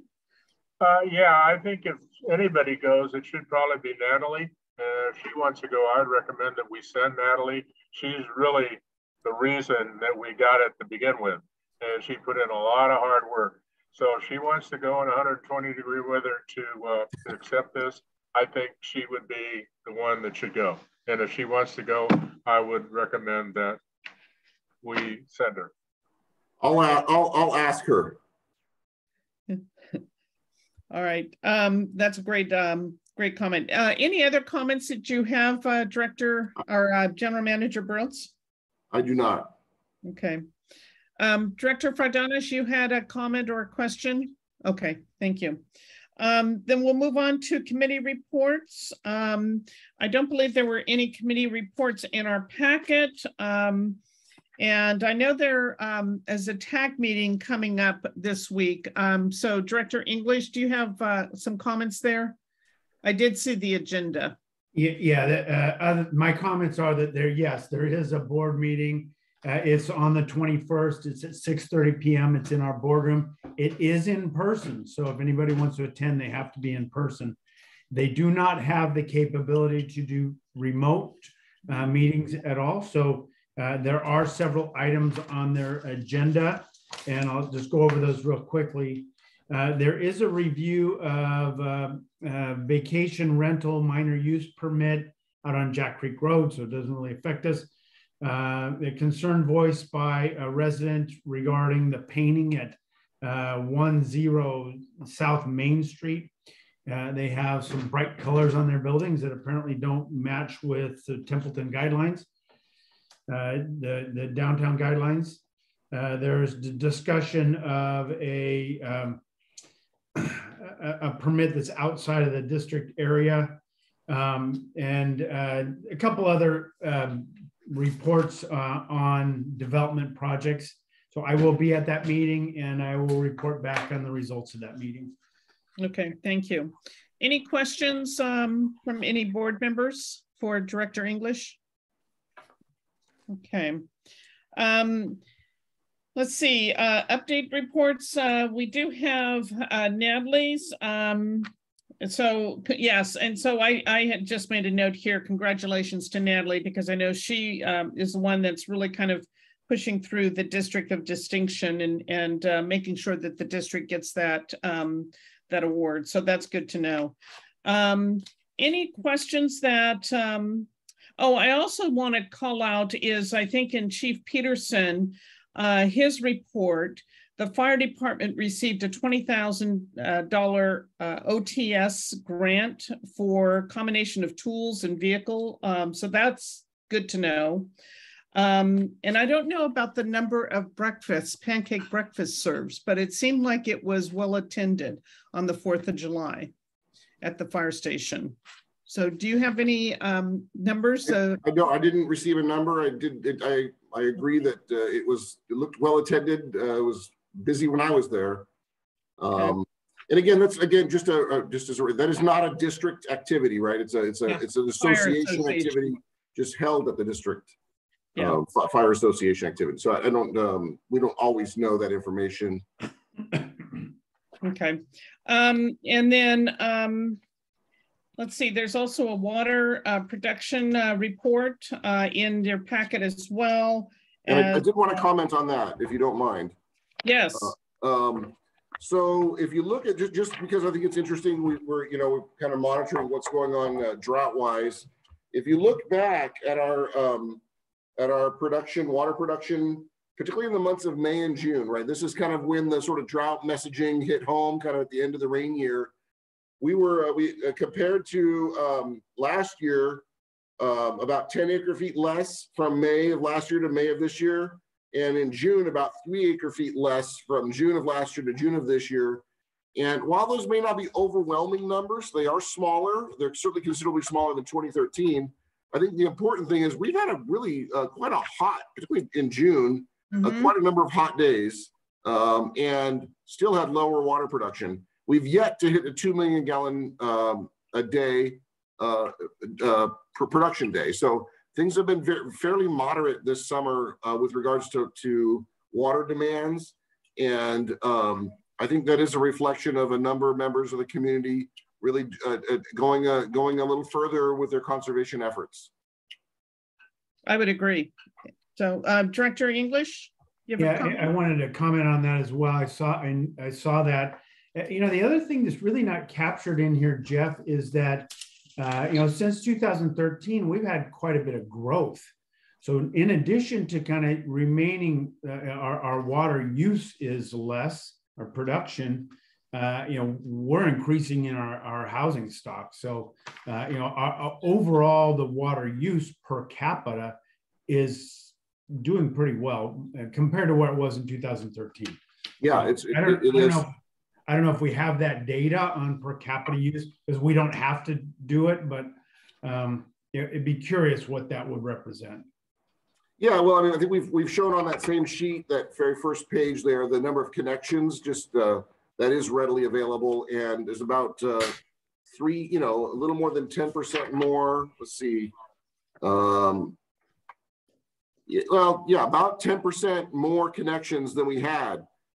So, couple the additional connections with the reduction in demand, particularly in that peak summertime, I think it's overall reflects positively.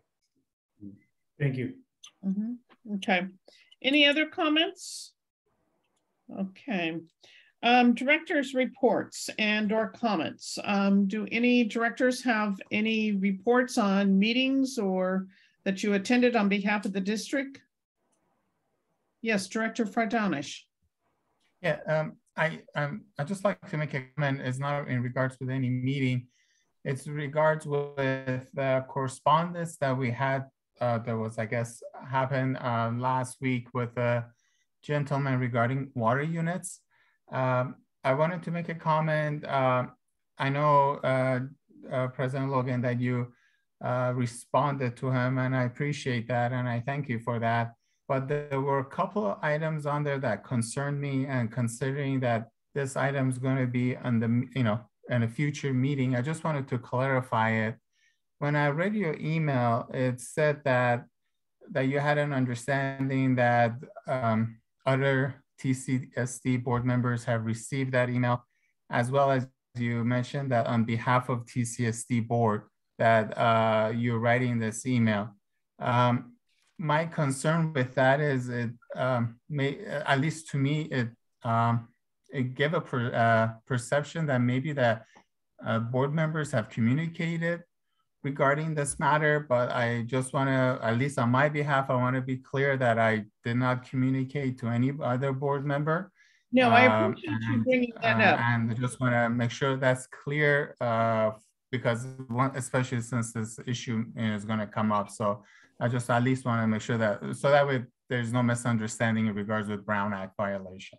So, so thank you for making that comment. And let me clarify, my role as board president is to respond on behalf of the board. So that's why my response was on behalf of the board, because what I wanted, it became known to me through the general manager that you had received it and other board members had received the correspondence, even though the correspondence or the email was sent to me only without anyone else copied on it.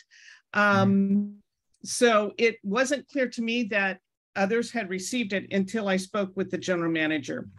Well, I know I had that conversation in private with general manager because I had a couple of questions, and I guess maybe we need to put this on an agenda, but I don't know as a president, maybe general manager knows if their correspondence could be made on behalf of the board.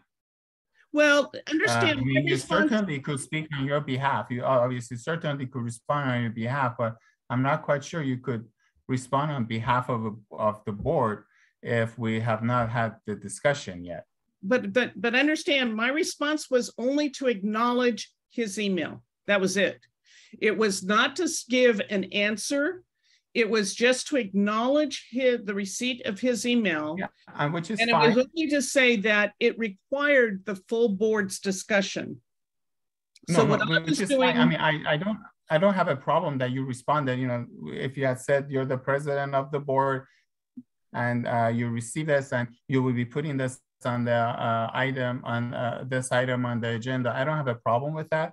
My concern is that when you said that you're talking on behalf of the board, that could show implication or perception that we've already discussed it. So I disagree. I disagree. Well, so that's what because I think it was. I don't know. I mean, maybe somebody else could help I understand. I understand your concern, but my role is to respond on behalf of the board. So that is my role as board president. I don't think so. But yes, it is. It is. It is in our. It is in our code of conduct. I don't like to be. Well, then I don't agree with that, and I guess maybe we need to discuss that. because I don't want somebody speaking on my behalf when I haven't had a chance to look at the item, discuss it, and find out about it.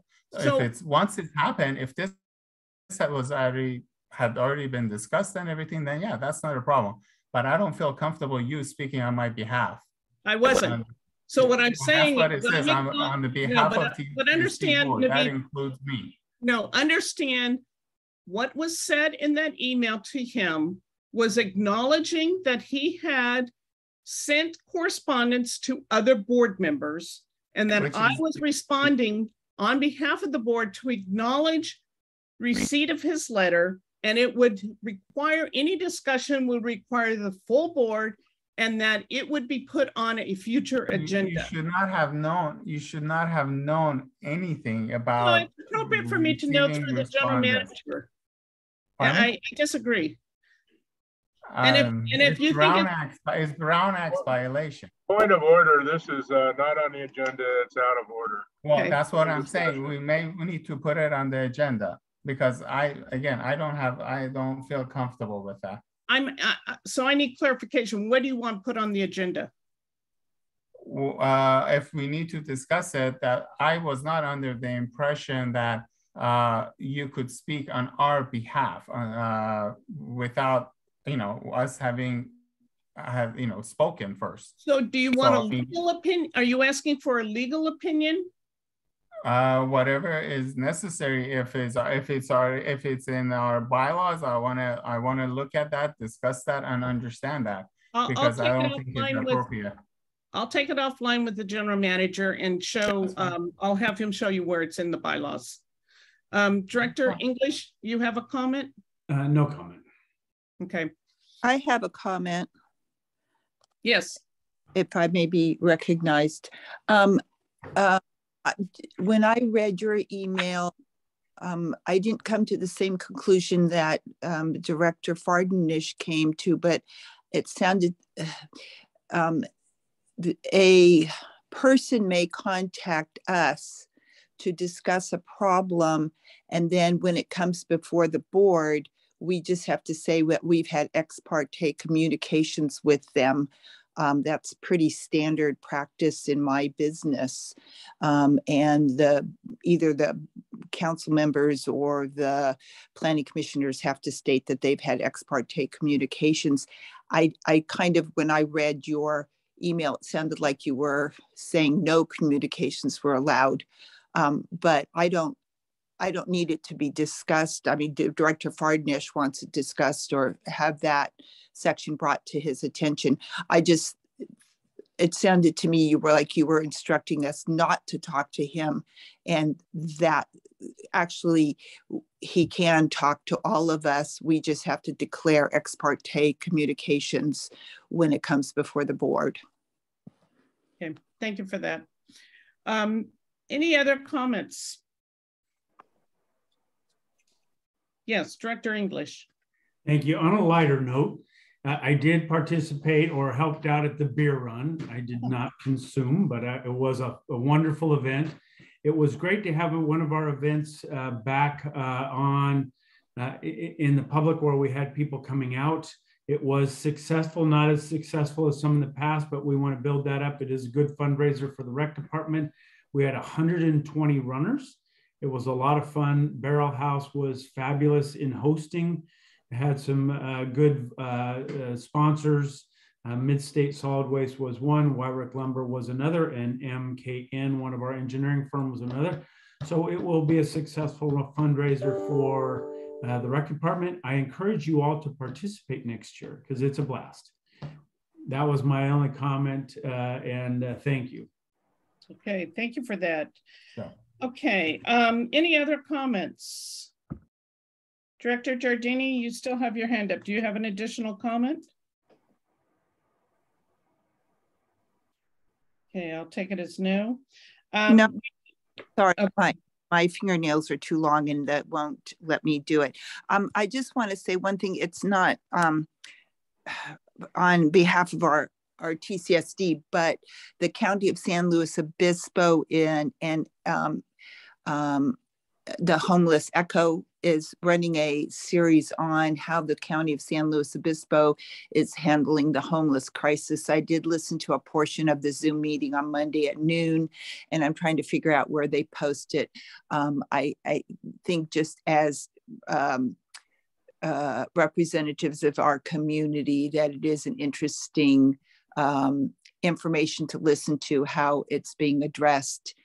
They've got a 5-year plan, not a 10-year plan, and some immediate action as to what to take. And so I know that's not of interest to everybody, but it is kind of good for us to know. So that's all I just wanted to say. If I find out where it's being posted, I'll let you guys know. Okay, thank you for that.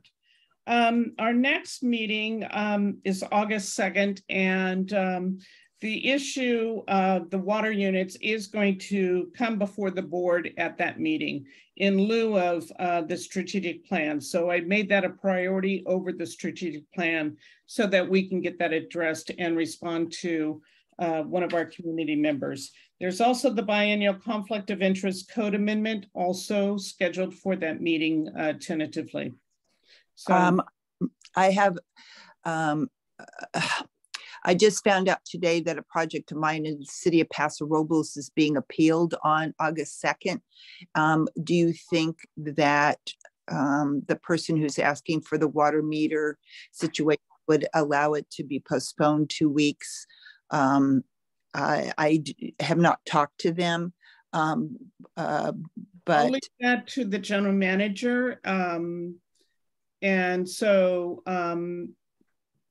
General Manager Brills, if you can reach out to the individual to see if it's amenable for him to wait until the second meeting in August. Yeah, I can contact him and see if he'd be available for that meeting. Okay, and then if that's the case, if he's willing to wait, then we'll do the strategic plan update. Thank you. Okay. Any other comments before we adjourn? Okay, well then we'll adjourn the meeting at 9:01. Thank you, everyone. Have a good evening. All right. Good night.